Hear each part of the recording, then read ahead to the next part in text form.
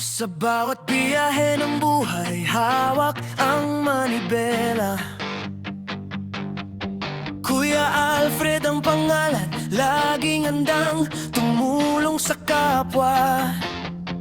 VIP driver sa daan, ngunit puso'y para sa lahat. Sa bawat sakuna at problema, hindi siya umaatras.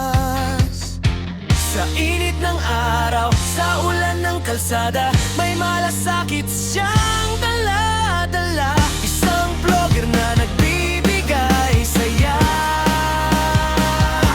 kwento ng buhay, inspirasyon sa masa.